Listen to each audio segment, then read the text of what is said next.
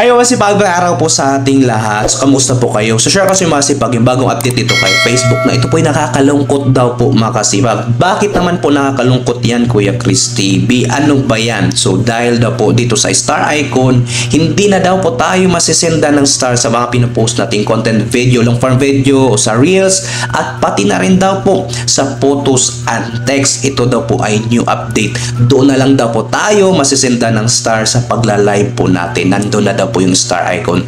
Kung totoo ito mga kasipag, talaga nakakalungkot po.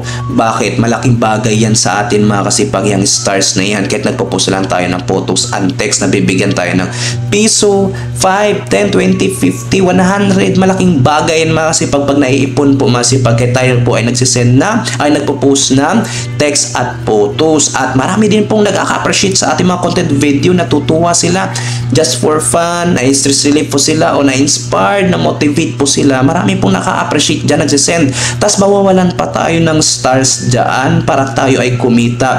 Mga kasipag, nakakalungkot yan dahil possible po yung mangyari po mga kasipag. Para lang po sa live na lang tayo kikita ng stars. Possible po yan mangyari mga kasipag, lalo pa po at tinataas-taasan at malaki-laki ng bigayan ngayon sa views ni Facebook po mga kasipag. O dahil malaki-laki na, tuwang-tuwa ka na naman. So sipagan mo na dahil malaki-laki na mga kasipag ang bigayan ngayon sa views po mga kasipag. Pansin nyo ba? Tingnan nyo para mapansin nyo. So mga kasipag, panoorin natin yung isang kapwa nating content creator na nagpapaliwanag dito kung totoo ba talaga itong bagong update ni Facebook na mga post daw ito ng mga kapwa nating content creator na sila daw po ay naka-experience nito na wala na daw pong star icon sa kanilang mga content video, photos and text na pinopost po. Hindi na daw po sila nasisendan ng star sa pagla-live na lang daw po mga kasipag. At ito pa po ay tinanong nila doon kay Meta o sa kanilang specialist po ni Meta, sa kanyang agent po mga kasipag. At ang sagot daw po malalaman nyo po dito sa paliwanag ni Tumboy TV, ang isa nating Lodi. Shoutout po sa inyo kapwa nating content creator dyan, lalo po sa kay Tumboy TV. So pakinggan at panoorin po natin ang kanyang paliwanag sa mga nagtatanong sa kanya, sa mga kapwa nating content creator. May bagong update si Meta para sa stars. Hindi na tayo makaka-receive ng stars sa pamamagitan ng mga video, text post, photos at kung ano pa man. Makaka-receive tayo ng stars na lang sa pamamagitan ng live streaming. Advantage. So ito mga kasipag, no? Ito daw yung pinapost ng mga kapwa nating content creator, no? New update from Meta. This is the reason I can receive stars from any post. And this past 3 weeks, since the gift stars is not working anymore for all post, text post, picture and videos. And ito in this new update from Meta, this update is not just for me but for everyone. Talagang nakakalungkot ito mga kasipag. Kasi possible dito mga kasipag, kung si Facebook ay gusto talaga makatipid-tipid. Ayan, gustong kumita ng malaki-laki. So panoorin pa natin yung paliwanag ni Tumboy TV. Kung ito ay talaga totoo mga kasipag, talaga nakakalungkot ito eh. So sa akin kasi palagi akong nagla-live streaming. Yun yung sabi nung nagpo-post. I'm sure nakita nyo na to kasi lumabas na ito sa newsfeed ninyo at meron mga nagtatanong sa akin.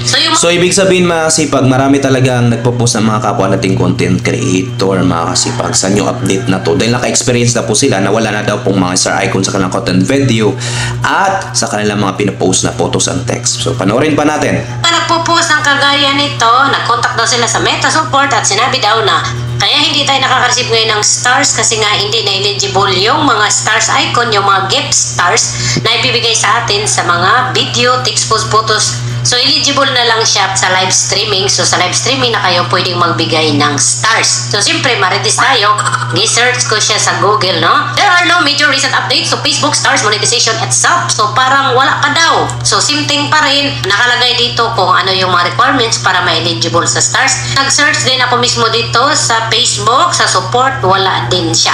So ibig sabihin hindi pa legit itong mga nagpo-post na ganito. Ito po yung palagi niyong isipin. Once po na may update si Meta, lahat po tayo makakakita niyan, makakabasa niyan. Hindi nyo na kailangan mag-contact sa Meta Support kasi once po na may update si Meta, lalabas po dyan mismo sa account natin kung may update man.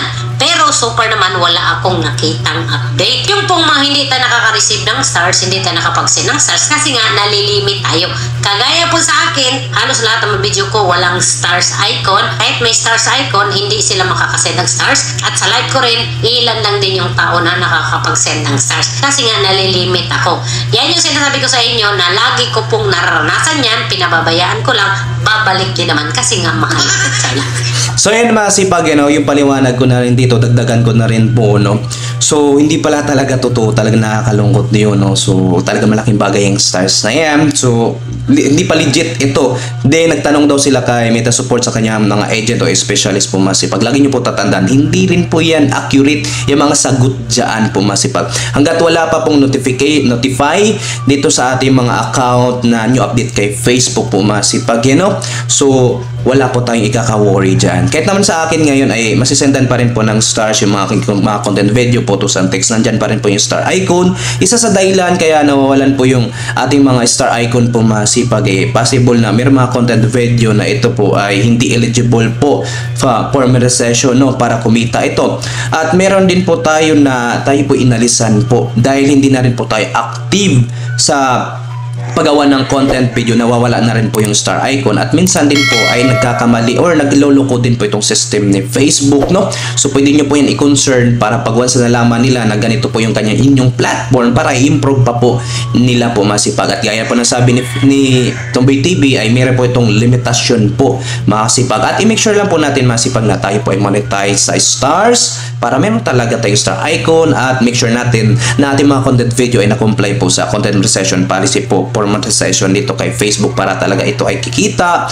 At mga kasipag, kung walang star icon, pwede mo po yung i-concern mga kasipag para i-improve po at i-fix po yan ni Facebook, kasi itong kanyang platform ay nagkakamali din po ito mga kasipag. So hindi rin po ito perfecto, kaya nandito tayo para mag-concern. Nandyan po ang kanyang Meta Support, pero mga kasipag itong kanyang mga agent din po ay hindi rin po ito accurate na nakakasagot. Kaya aasa na lang tayo dito sa notify ni Facebook sa kanya new update, tsaka na tayo magtatanong doon kung sure ba to, totoo ba to. Kung wala namang notification, wala namang notify masipag na ganun po ang senaryo, huwag tayo magpo-post ng hindi naman tama. So yan lang po masipang paliwanag ko po, no. So sana po meron kayong intindihan at tutunan sa content video, at sana po nakatulong. At kung nagustuhan nyo itong video masipag, pasupport nyo po sa ating YouTube channel na Kasipag Vlog at ating Kuya Chris TV po mga kasipag kung hindi pa kayo nakasubscribe.